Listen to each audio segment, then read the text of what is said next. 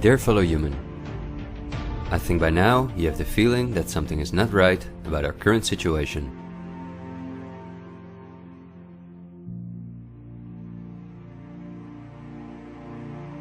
But I also think that the many ill-founded conspiracy theories may have caused you to distance yourself from both the media scaremongering and from those who spread the conspiracy theories. Still, I hope you will listen to me for a moment, because as you watch this video, hundreds of millions of people worldwide are falling into poverty because of the measures that have been in place for so long.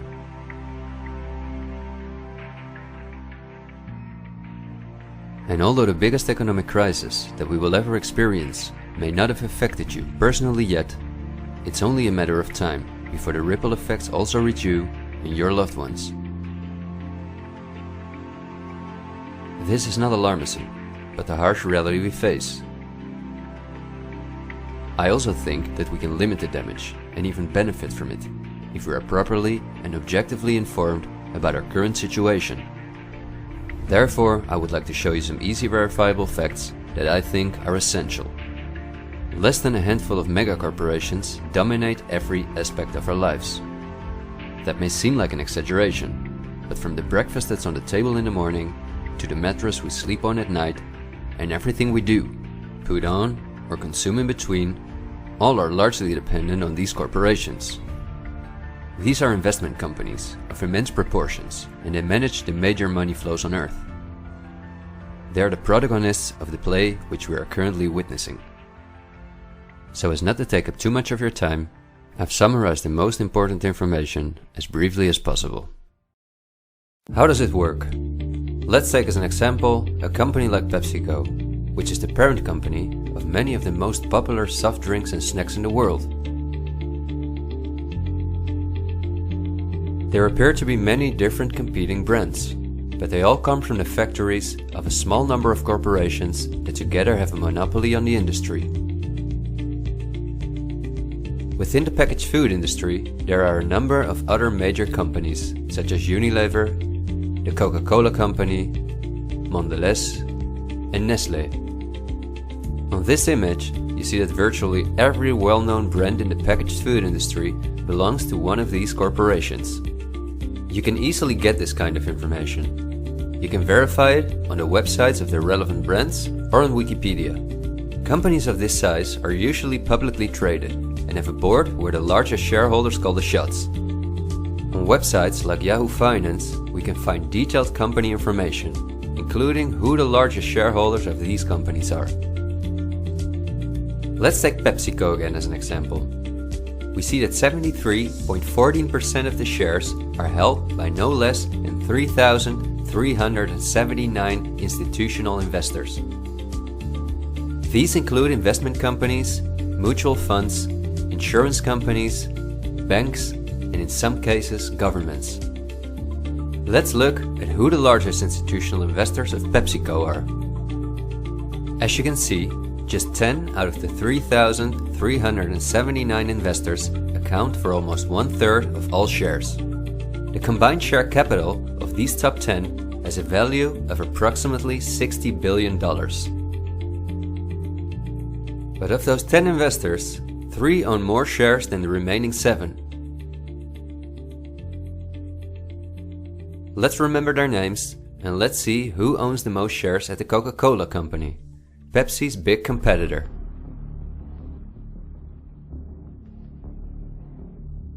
We see that just like with PepsiCo, the majority of the shares are held by institutional investors. Let's look at the top 10 and start with the last one of them. 4 out of these 6 institutional investors we also saw at the last 6 of PepsiCo. These are Norton Trust, JP Morgan Chase, Geody Capital Management, and Wellington Management. Now, let's look at the 4 largest shareholders. 3 of these we also saw in the top 4 at PepsiCo. They are BlackRock, Vanguard, and State Street. And there's another one, Berkshire Hathaway. These are the 4 largest investment companies on the planet. PepsiCo and Coca-Cola are anything but competitors. But also the other big companies that own many brands, such as Unilever, Mondelez and Nestlé, are owned by the same small group of institutional investors. And you don't only find these names in the packaged food industry. For example, let's look up on Wikipedia what the largest companies are within the technology industry. Facebook owns WhatsApp and Instagram. Together with Twitter, they form the most popular social media platforms in the world. Alphabet is the parent company of all Google businesses, including YouTube and Gmail, but they are also the biggest sponsors and developers of Android, one of the two operating systems on which almost all smartphones and tablets in the world run. The other operating system is Apple's iOS. Finally, if we add Microsoft to the other three, we see that 4 companies produce the software that almost all computers, tablets and smartphones in the world depend on. Let's see who owns the most shares of these powerful companies. If we look at Facebook, we see that more than 80% of the shares are owned by institutional investors.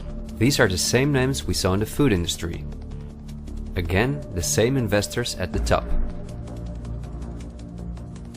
Then Twitter, which with Facebook and Instagram makes up the top 3. Amazingly, we see that the company is also owned by the same investors.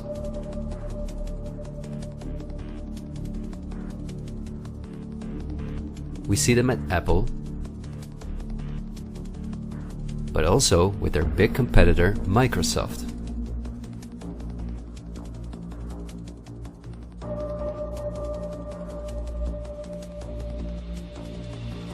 When we look at all the other companies that dominate the technology industry and build our computers, TVs, smartphones and household appliances, we see the same big investors who own a majority of the shares.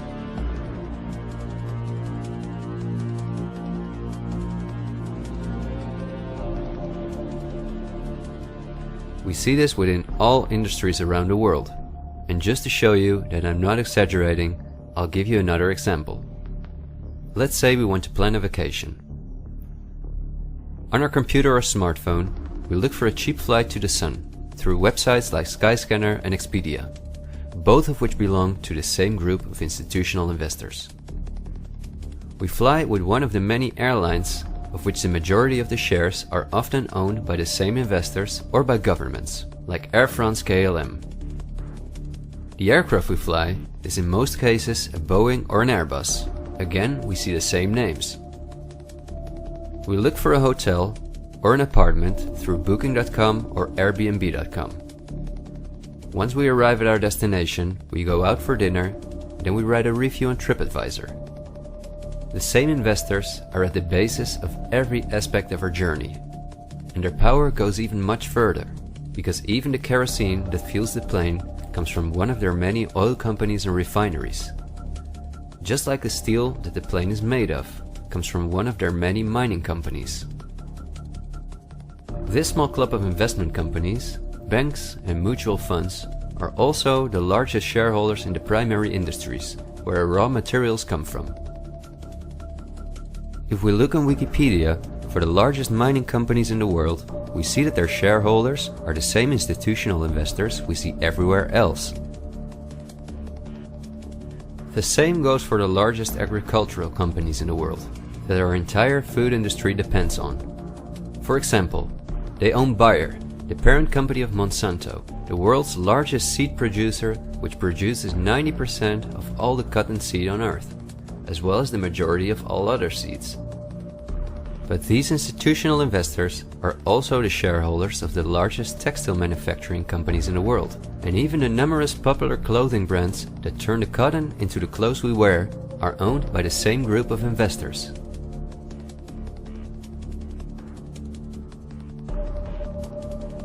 Whether we have the world's largest solar panel producers or the largest oil refineries, the shares are managed by the same companies. They own the tobacco companies, who produce all the popular tobacco brands in the world. But they also own all the major companies in the pharmaceutical industry and the scientific institutes that produce the drugs. They own the companies that produce our metals and raw materials, and the entire automobile, aircraft and arms industry where those metals and raw materials are processed.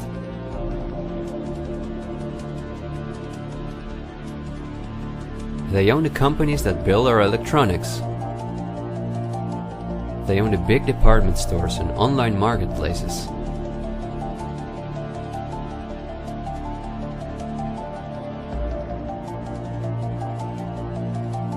And even the payment methods that we use to pay for their products.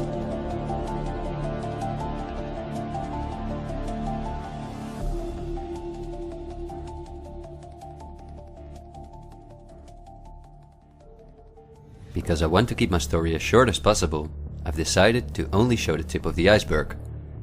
If you decide to investigate on your own, using the sources that you've just seen, then you will discover that even many of the most well-known insurance companies, banks, construction companies, telephone companies, restaurant chains, and cosmetic brands are owned by the same institutional investors we just saw.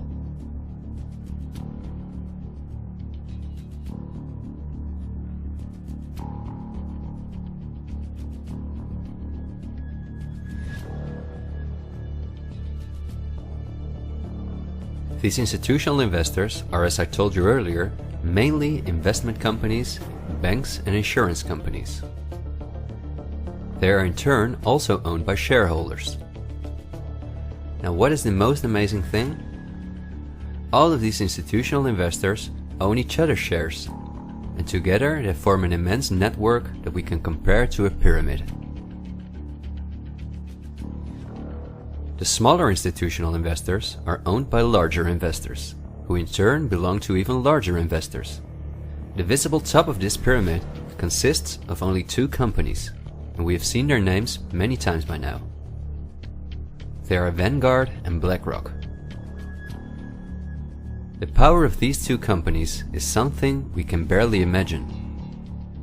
Not only are they the largest institutional investors of every major company on Earth, they also own the other institutional investors of those companies, giving them a complete monopoly.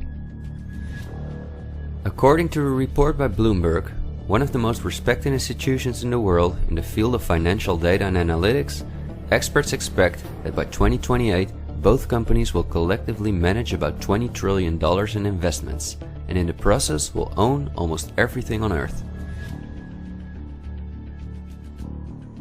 The same Bloomberg called BlackRock the fourth arm of government, because it is the only non-government entity that has a close relationship with the federal banks, also called the central banks. BlackRock not only lends money to the federal banks, but is also their principal advisor and the developer of the computer system that the federal banks use. Dozens of BlackRock employees had senior positions in the White House during the Bush and the Obama administrations, and currently under Joe Biden. BlackRock CEO Larry Fink is a welcome guest with many heads of state and politicians, and understandably so. He's the face of the company that pulls the strings.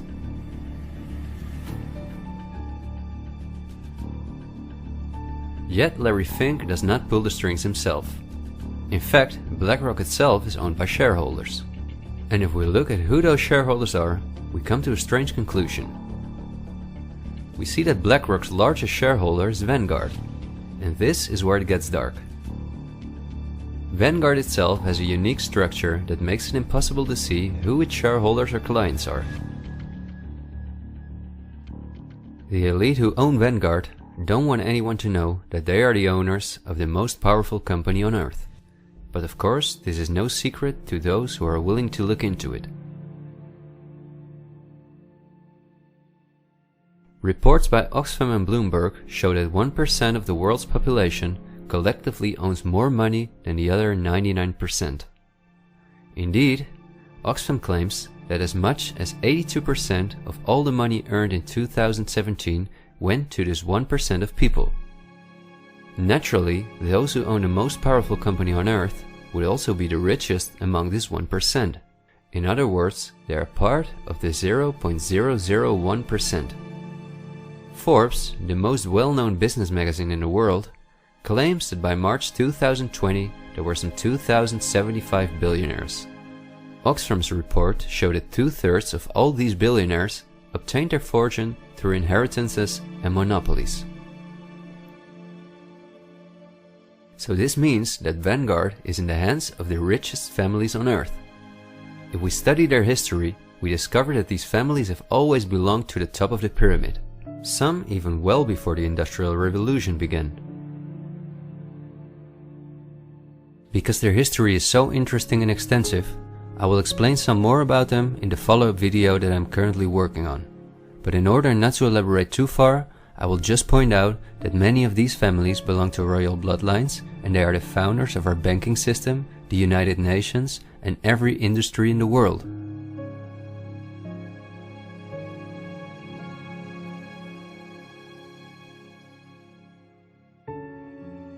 These families never lost their power, but because of an increasing world population, they were forced to hide behind investment companies such as Vanguard, whose largest shareholders are the private funds and non-profit organizations of these families.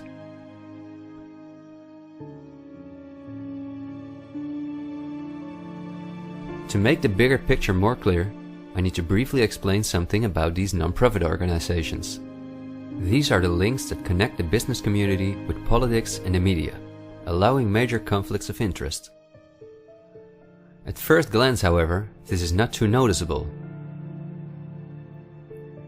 Non-profits, also called foundations, are organizations that rely on donations, and they do not have to publish from whom they receive those donations. They can invest this money in whatever they want, and do not have to pay tax on their profits as long as those profits are reinvested in other projects that they are involved in. Non-profits can move hundreds of billions of dollars from invisible investors. According to a report by the Australian government, this makes non-profit organizations ideal to finance terrorist groups and launder large sums of money.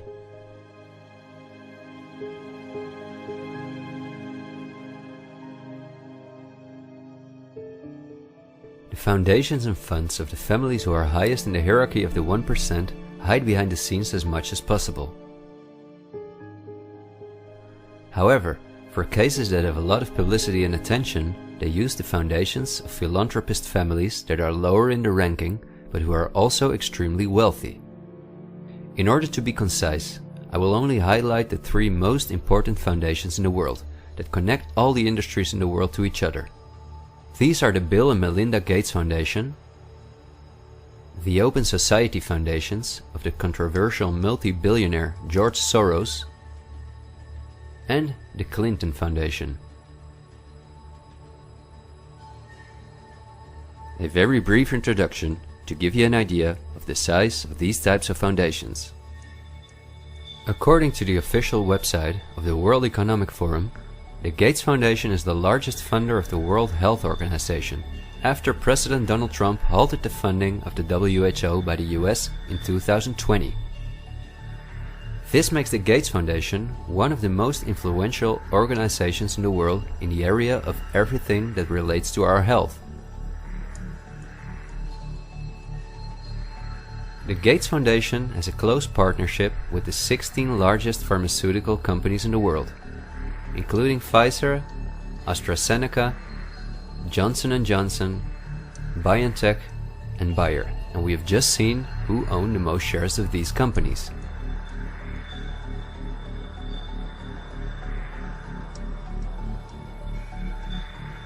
Bill Gates was anything but a poor computer nerd who made it to one of the richest people in the world, but he came from a philanthropic family that, just like himself, worked for the absolute elite.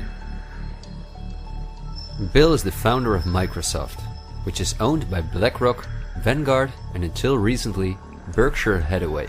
But at the same time, the Gates Foundation is the largest shareholder after BlackRock, Vanguard and State Street in Berkshire Hathaway, where he was even on the board for a while. We would spend hours if we considered everything the Gates Foundation, the Open Society Foundations of George Soros, and the Clinton Foundation are involved in. But because they connect us with the next topic and with the current events, this brief introduction was important. I think the next topic should start with a question. A random person like myself, with very little experience in video editing, using an old laptop, can in 20 minutes objectively portray that only 2 companies have a total monopoly over all the industries in the world. So the natural question is, why don't you hear about all of this in the media? What? It's a good question. Every day we have the choice between countless reports, documentaries and television programs, and yet not one of them talks about this. Is it something not interesting enough? Or might there perhaps be other interests at play? The answer we get again from Wikipedia. About 90% of the international media is owned by 9 media conglomerates. The companies owned by these media conglomerates are too many to mention, so I'm just going to show you the most important brands that we all know. Viacom CBS is the parent company of, among others, all CBS channels, Paramount, where the most famous movies and series in the world come from, MTV, Comedy Central, Nickelodeon, the popular British Channel 5 and the popular Australian 10. Guess who the largest shareholders of Viacom CBS are? Before we look at the other major conglomerates, let's not forget to mention our extremely powerful streaming monopolists, Netflix and Amazon Prime, both of which belong to the same shareholders.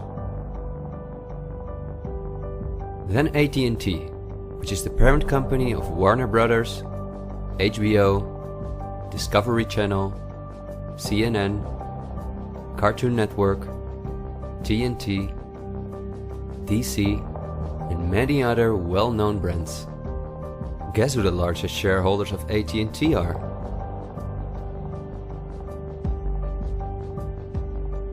The third one is the all-powerful News Corp.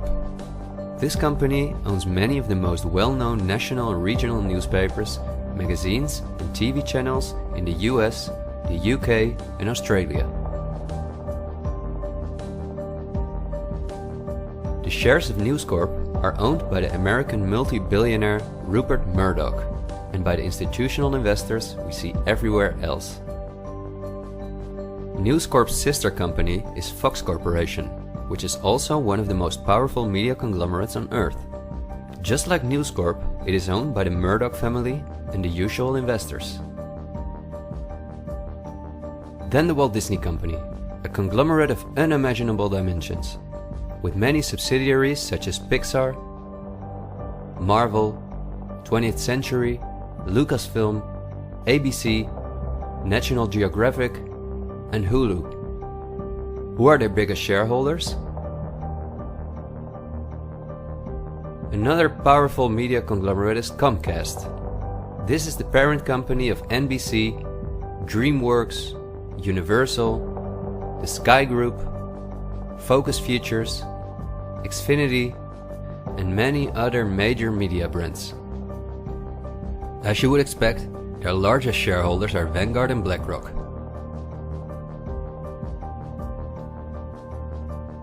I could go on for hours and show that in almost every country on Earth, the local media is in the hands of these kind of conglomerates, which in turn are owned by our institutional investors or by extremely rich and powerful elite families. In the UK, for example, virtually all popular newspapers and magazines are owned by the Daily Mail Group, Reach, and the aforementioned News Corp.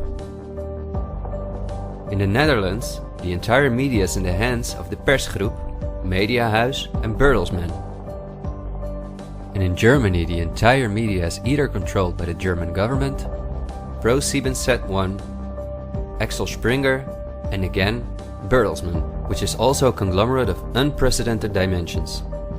Not only is this the parent company of the largest book publisher in the world, Penguin Random House, and owner and founder of BMG Music, Bertelsmann also controls a large part of the European media through their subsidiary RTL, a company with 67 TV channels, 10 streaming platforms and 38 radio stations.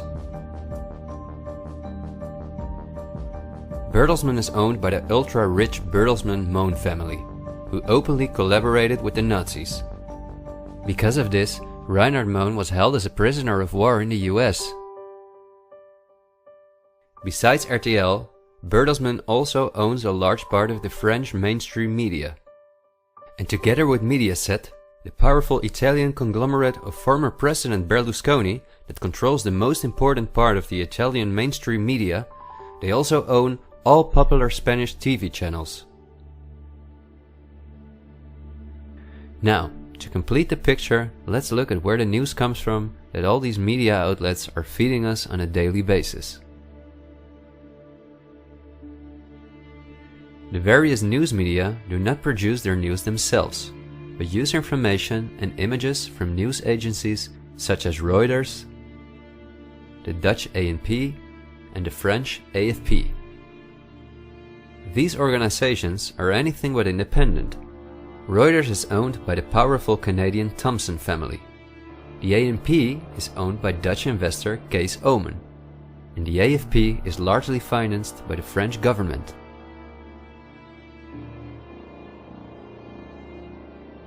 The main journalists and editors who work at our media or at these news agencies are affiliated with important journalistic organizations, such as the European Journalism Centre. These are one of the largest funders of media-related projects across Europe.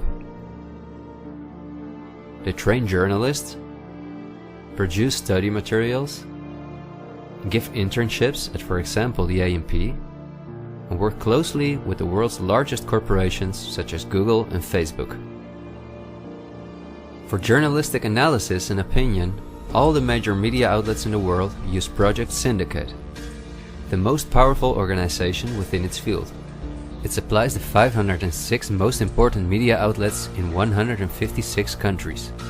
Project Syndicate, plus an organization such as the European Journalism Centre, together with the news agencies, are the connecting link between all the different media outlets around the world. When newscasters read the news from their teleprompters, there is a good chance that the text comes from one of these organizations. As a result, the global media is often synchronized in its reporting. We are concerned about trouble and trend of irresponsible, one-sided news stories Plaguing our country. The sharing of biased and false news has become all too common on social media. More alarming, some media outlets publish these same fake stories without checking facts first. The sharing of biased and false news has become all too common on social media. More alarming, some media outlets publish these things simply aren't true without checking facts first. Unfortunately, some members of the media use their platforms to push their own personal bias and agenda to control exactly what people think. And this is extremely dangerous to our democracy. This is extremely dangerous to our democracy. This is extremely dangerous to our democracy. This is extremely dangerous to our democracy. This is extremely dangerous to our democracy. This is extremely dangerous to our democracy. This is extremely dangerous to our democracy. This is extremely dangerous to our democracy. This is extremely dangerous to our democracy. This is extremely dangerous to our democracy. This is extremely dangerous to our democracy. This is extremely dangerous to our democracy. This is extremely dangerous to our democracy. In September 2020, the European Journalism Centre and Facebook set up a fund to support selected news organizations to do the reporting during the corona crisis.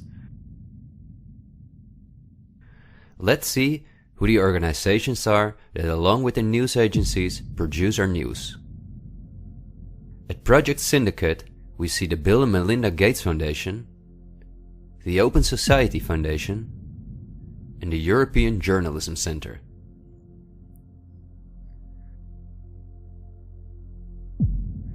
Then the European Journalism Centre itself. Again we see the Gates Foundation and the Open Society Foundation. And they also receive large donations from Facebook, Google, the Dutch Ministry of Education, Culture and Science, and from the Dutch Ministry of Foreign Affairs. The organizations that are at the heart of our information flow are funded by the non-profit organizations of the same elite who also controls the entire media. However, a part of our tax money goes to these organizations as well.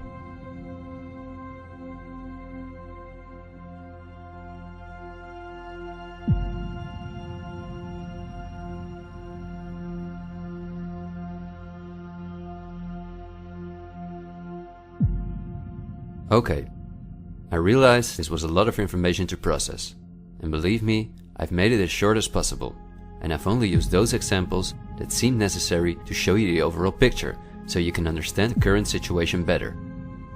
It is an all-encompassing topic that can change our view on many historical events, but my goal is to inform you about the danger in which we presently find ourselves. There will be enough time for us to delve into the past, so let's talk about the current events now. The elite that controls every aspect of our lives, up to the information that we receive, depends on an unimaginably coordinated collaboration to keep all the different industries on Earth connected to each other, in order to ensure they all work in the elite's interests. This happens at the World Economic Forum, one of the most important organizations in the world. At its annual meeting in Davos, the CEOs of the largest companies on Earth gather along with heads of state, politicians, and other influential individuals and organizations like UNICEF and Greenpeace.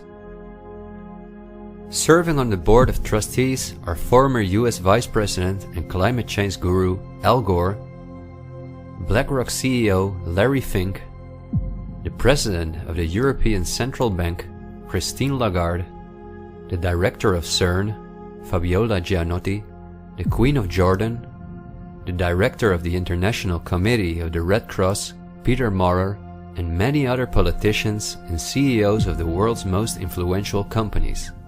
According to the WEF's official website, their annual membership fee ranges between 53,000 and 530,000 euros. But according to the WEF's year reports, around 71% of their total budget comes from its partners, who in this way pay for the membership of young politicians who cannot afford their own fee. Wikipedia reports the following. According to critics, the WEF is a business forum where the wealthiest companies can negotiate deals with other companies or with politicians. The purpose of the WEF for many of the participants would be personal gain instead of solving global problems. I don't like to make assumptions, but would there be so many problems on Earth if the key industry leaders, bankers and politicians since 1971 had gathered annually to solve our world's problems? Is it not strange that the world's leading environmental organizations have been meeting for 50 years with the CEOs of the most heavily polluting corporations while things just keep getting worse for our natural world?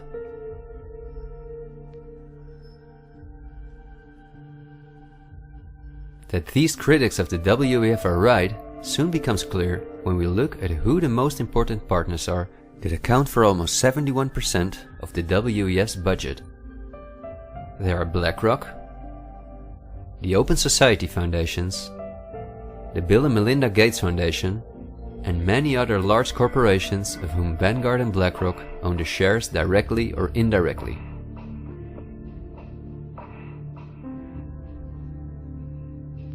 The president and founder of the WEF is Klaus Schwab, a German professor and businessman. In his book, The Great Reset, he describes in detail the plans of his organization.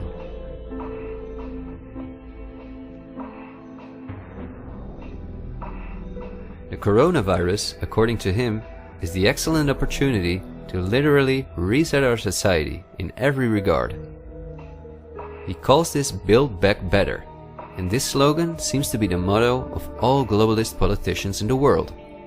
And it's now a historical moment, a crucial moment, to rebuild the future, to reset our policies. And of course, we also want to work together on building back better. You know, I said we're going to build back and we're going to build back better. It's certainly a major crisis, but it also offers us a unique opportunity. We must use this historical opportunity. Together we can turn a crisis into an opportunity. But this global pandemic has also created an opportunity to build back better. To build back better later. But also to build back better. To build back a better world. To build back better. We can't just build back, we got to build back better. And achieve the Sustainable Development Goals. And climate action is an essential part of that.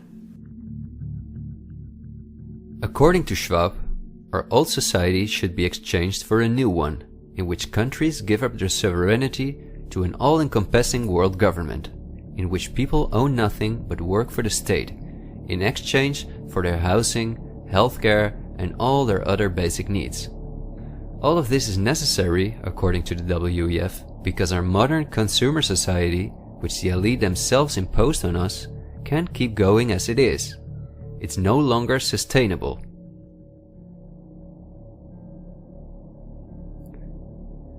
Schwab says in his book that we will never return to the old normal.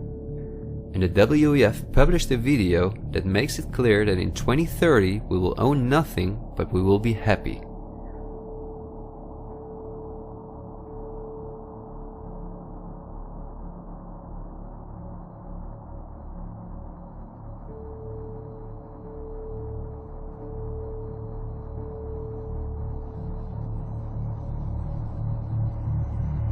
You've probably heard some talk about the New World Order.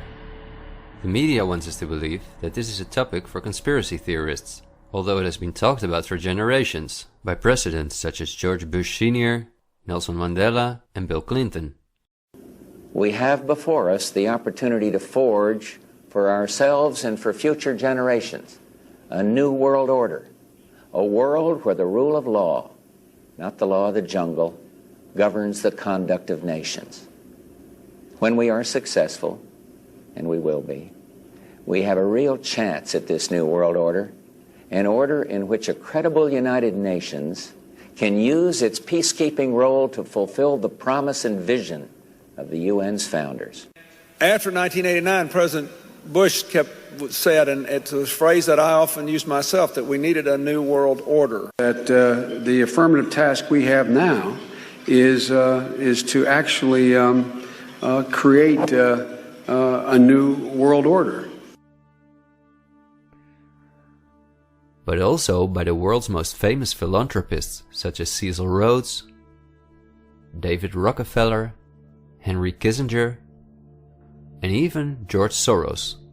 I think you need a new world order that China has to be part of the process of creating it, and they have to buy in, they have to own it. These important figures, who apart from Mandela, were all among the top of the elite when they were still alive, are not the only ones who dream about an all-powerful world government. In 2015, the UN presented its controversial Agenda 2030, which is almost identical to Klaus Schwab's Great Reset. In their own words, the UN, like Schwab, wants to ensure that by 2030, poverty, hunger, environmental pollution, and disease no longer exist on Earth. It sounds like a sympathetic plan, until you read the fine print. You see, the idea is that Agenda 2030 is going to be paid for by us, the citizens.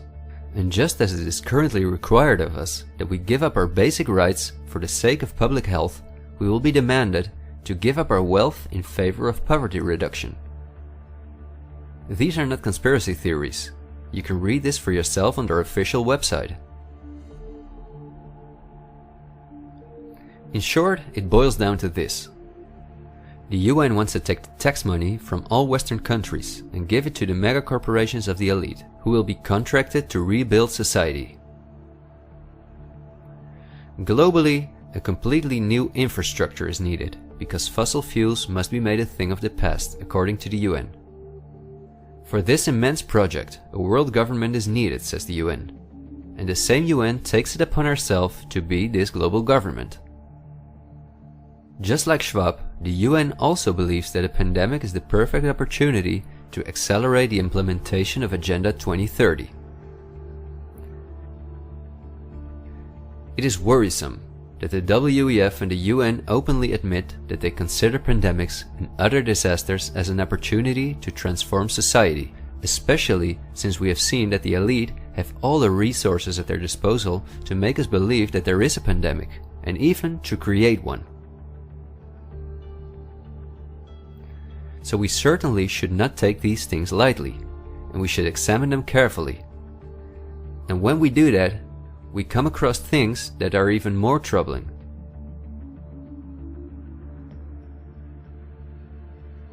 On Friday, October 18, 2019, months before the pandemic was declared, a meeting was held at the Pierre Hotel in New York City for a select group of about 130 very important guests, including politicians and the world's most respected medics and pharmacists.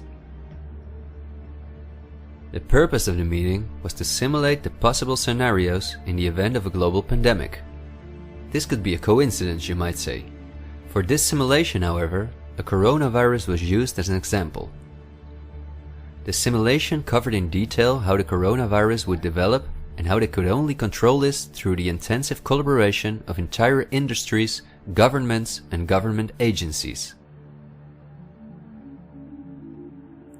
Once again, a new world order to save us from destruction.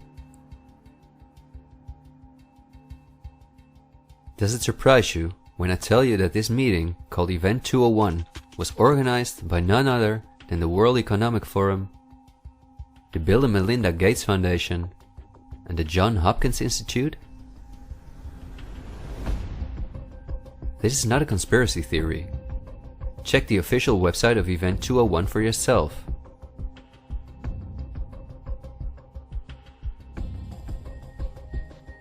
Perhaps at this point it will no longer surprise you that the German Robert Koch Institute, which like every national health institute in the world is closely linked to the WHO, which is funded by Bill Gates, created a similar simulation in 2012.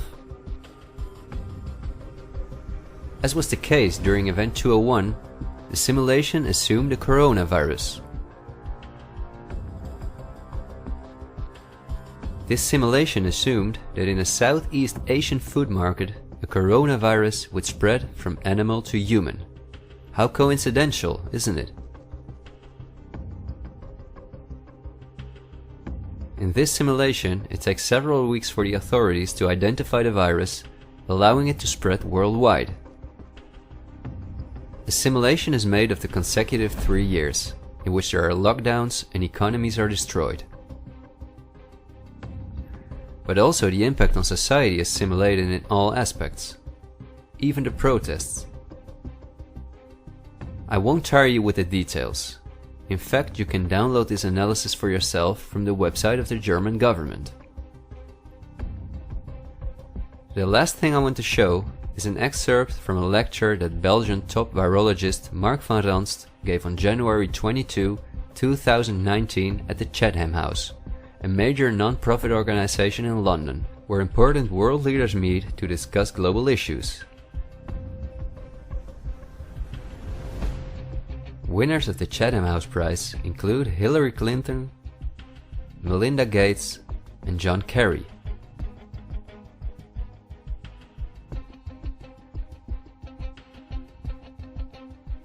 What Van Ranst is discussing is simply shocking. Van Ranst in fact explains how he has fooled the entire Belgian population during the swine flu through fear-mongering, out-of-context mortality rates, and media manipulation.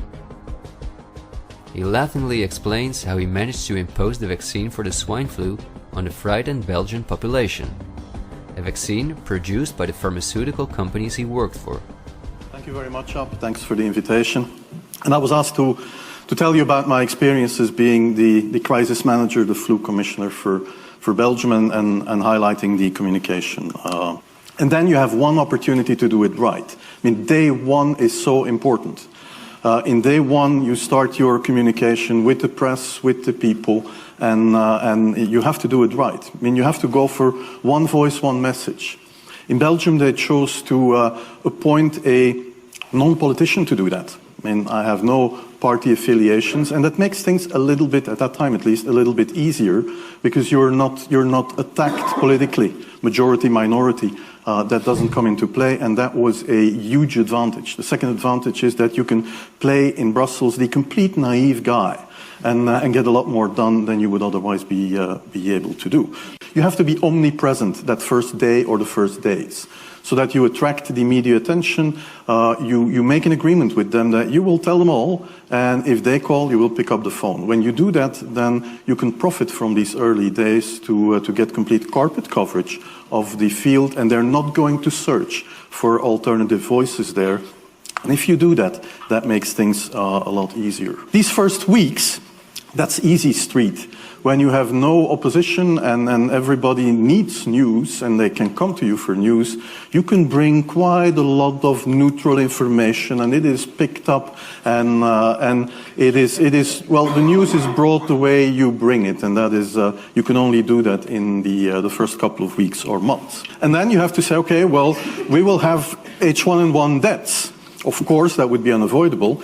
I used there Sir Donaldson's quote, where he said that in the UK, by the peak of the epidemic, 40 people would die per day at the end of the summer.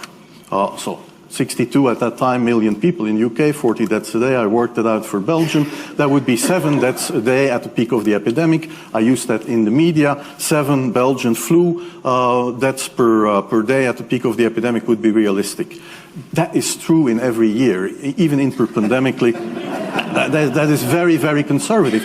However, talking about fatalities is important, because when you say that, people say, wow, what do you mean? People die because of influenza? And that was a necessary step to take. And then, of course, a couple of days later, you had the first H1N1 death in the country, and the scene was set and it was already talked about. And then you had to pick who is going to be vaccinated first. And then, well, women and children first, whatever. I mean, risk groups, they were important. And then I misused the fact that the top football soccer clubs in Belgium inappropriately and against all agreements vaccinated they made their soccer players priority people. So I said I can use that.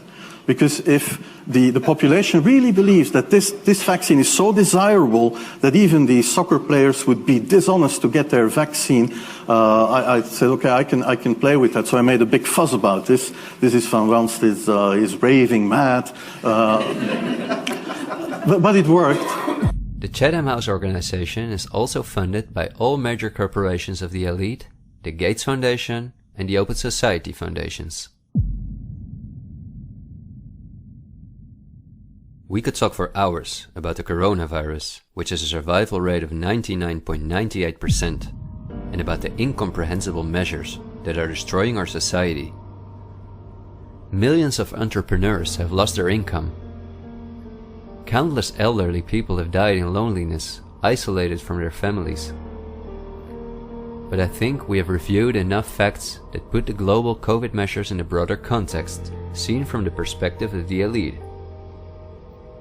This extremely wealthy elite, collectively of tens of thousands of billions, has no problem whatsoever with the fact that more than 40% of the world's population has to live on less than $5.50 a day, or that millions of children are dying from the drinking water contaminated by them, or from malnutrition, or by their bullets and bombs. They just want to get more powerful. The elite have absolutely no intention to share their wealth with us. In fact, they are honest about their plans to take even the last bit from us, and those plans are being rolled out as I'm telling this. The underlying motives of the elite will not be explained in this episode, because for this we have to dive into history and discuss topics that are beyond our modern rational thinking.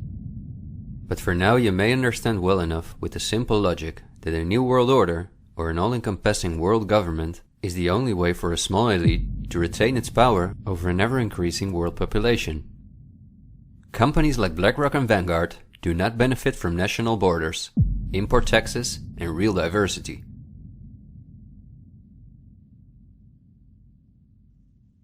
Only through fear and media manipulation can they maintain their grip on all of us. And I deliberately haven't even mentioned the inhumane blackmailing methods by which the elite keep their own most important minions in line. Because if this topic has aroused your curiosity, you will undoubtedly find out all about this in time. The elite have no intention to cure us from the countless diseases we've contracted from the toxic food they've produced, and from the environmental pollution which they have caused. After all, if we didn't get sick, the entire pharmaceutical industry would collapse. Nothing sells like fear is the motto of top virologists like Mark Van Ranst. You will be amazed, as I was, when you discover that we have been warned countless times about this elite. I think we're being run by maniacs. If anybody can put on paper what our government and the American government, etc., and the Russian, Chinese, what they are actually trying to do, I think they're all insane. But I'm liable to be put away as insane for expressing that. That's what's insane about it. I mean, don't you agree? For we are opposed around the world by a monolithic and ruthless conspiracy that relies primarily on covert means for expanding its sphere of influence, on infiltration instead of invasion, on subversion instead of elections, on intimidation instead of free choice, on guerrillas by night instead of armies by day. It is a system which has conscripted vast human and material resources into the building of a tightly knit, highly efficient machine that combines military, diplomatic, intelligence, economic, scientific, and political operations. Its preparations are concealed, not published. Its mistakes are buried, not headlined. Its dissenters are silenced, not praised. No expenditure is questioned, no rumor is printed, no secret is revealed. President Kennedy has been assassinated. It's official now. The president is dead. Women here in shock, some have fainted. Grown men, Secret Service men standing by the emergency room, tears streaming down their face. There's only one word to describe the picture here, and that's grief, and much of it. It's official. As of just a few moments ago, the President of the United States is dead.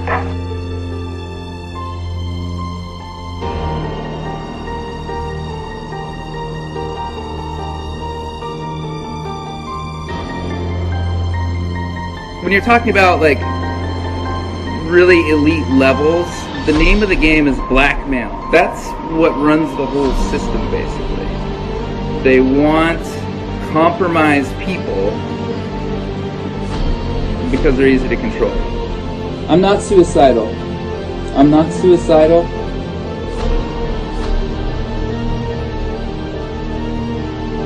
The deep state is those people within the U.S. government that are career employees that cannot be fired by people that we elect by the Congress or the President. Are these people in control? Can they enact laws? Fuck yes. Can we fire these people? No. Can presidents fire them? No. It's designed that way so that political parties and political interests cannot affect the deep state. Do you understand the nightmare of our situation, people? It is no secret. It is as open as it can be. The deep state does control America. Wake up, people, please, God. Use some common fucking sense. Thank you.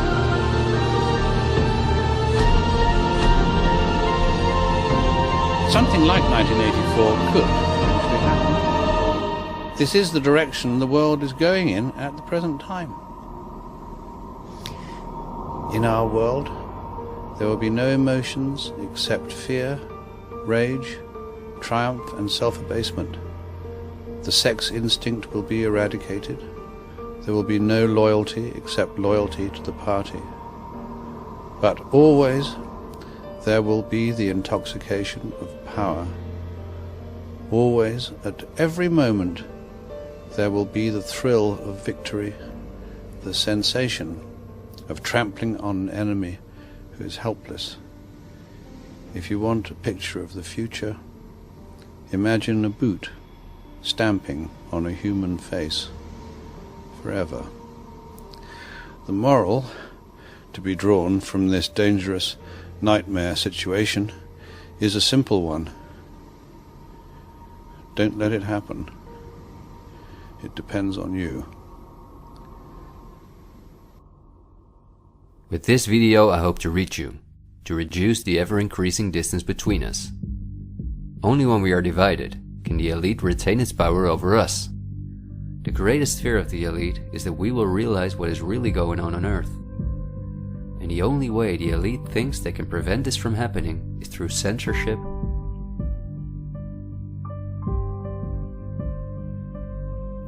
preventing human contact,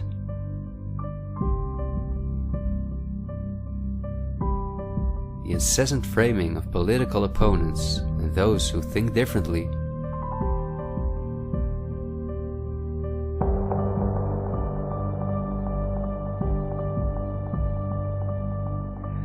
and the use of brute force.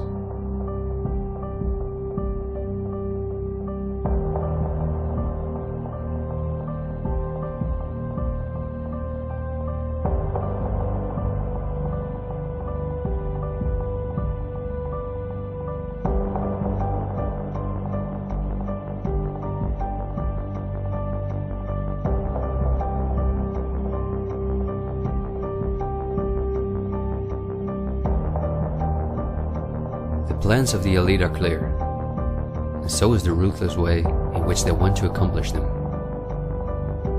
If we allow this to happen, a new society will be built on the ashes of what we once knew. A new society in which we will own nothing, not even a home of our own. The elite wants to make sure that between now and 2030, everything you now own will be theirs. For this, a devastating economic crisis is necessary. First, the middle class is attacked, which is the backbone of society. Entrepreneurs are forced to go into tremendous debt, which will ultimately cause them to lose all their possessions. After that, things will move quickly. Banks will fall, cash money will cease to exist, and the only way not to starve to death will be the acceptance of government support, which will include several conditions, such as the vaccination passport and giving up all private possessions. Because the entrepreneurs are the first to fall, many others won't immediately feel the crisis. The people remain divided among themselves until it is too late. This is not a doomsday scenario that I've made up. This is simply the Great Reset, the New World Order, which has been prepared for many generations and which has been extensively tested in every communist dictatorship in the world.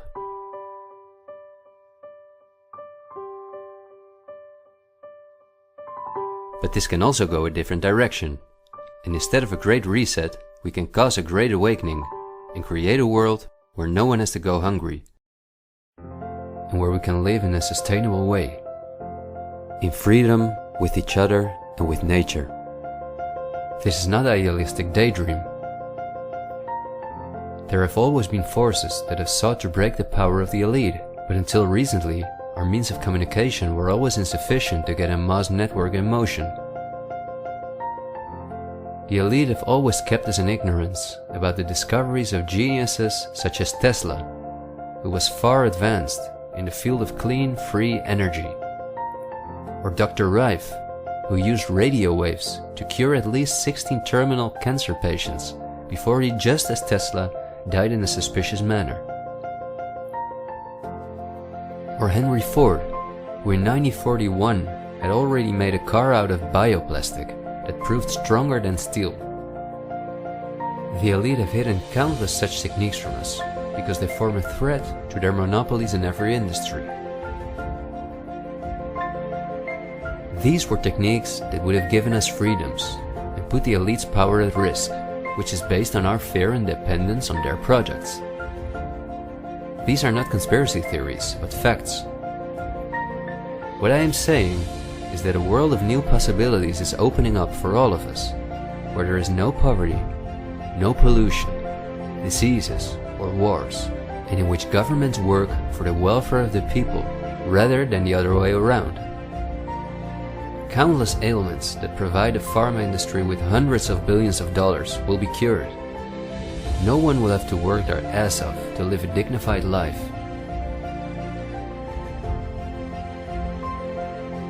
People will no longer live in fear because of the lies of the media, the pharma industry, the climate lobbies, and politicians.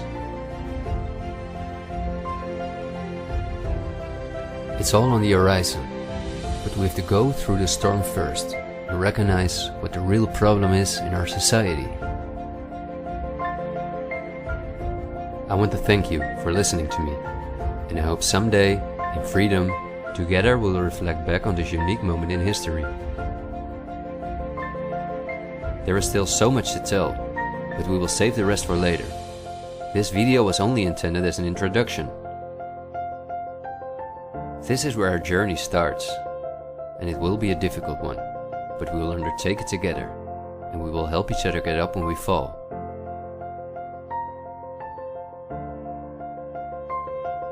We will not be afraid. We are the 99%.